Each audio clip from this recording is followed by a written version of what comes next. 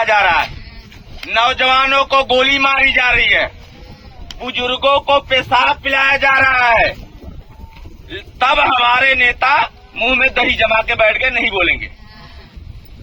क्यों नहीं बोलते भाई? यूजीसी का नया कानून आया जिसमें हायर एजुकेशन में, उच्च शिक्षण संस्थानों में जहां पे बड़ी पढ़ाई होती है, बड़ी बड़ी यूनिवर्सिटियों में, वो उसके में पिछड़ी जाति मतलब आप ऐसे कैसे समझोगे? आपको समझाना पड़ेगा।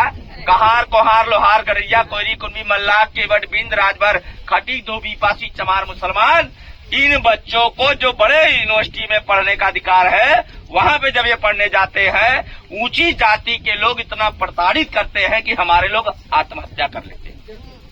सही है गलत है? तो जब ये कानून आया उसमें कई लोग मरे, जो लोग मरे उनके परिवार के लोग सुप्रीम कोर्ट में मुकदमा किए। तो मुकदमा करने के बाद 11 जनवरी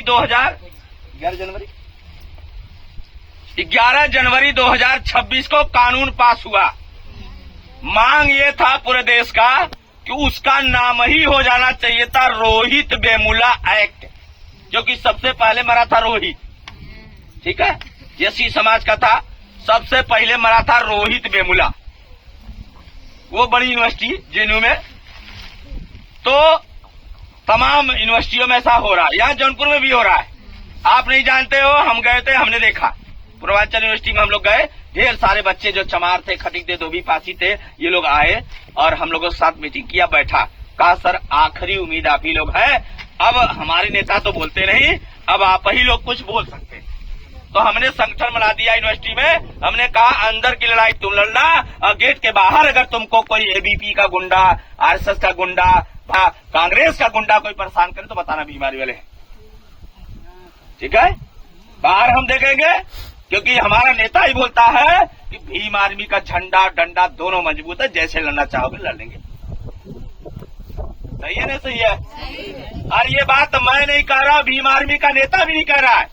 ये बात तो माननीय काशीराम साहब ने कहा था कि झंडा छोटा ले जाना लेकिन डंडा मोटा लेके जाना।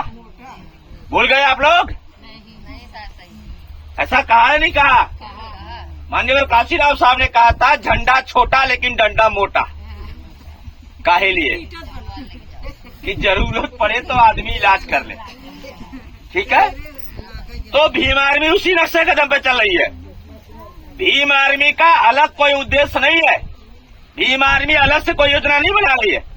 भीम आर्मी करीब माननीय काशीराम साहब ने कहा था जो जमीन सरकारी है वो जमीन हमारी है। माननीय काशीराम साहब ने कहा था जिसकी जितनी संख्या बारी उसकी उतनी हिस्सेदारी। माननीय काशीराम साहब ने कहा था 15 छोड़ दो और 85 को जोड़ लो। माननीय काशीराम साहब ने कहा था बहुजनों को जोड़ो और बाकी को छोड़ो।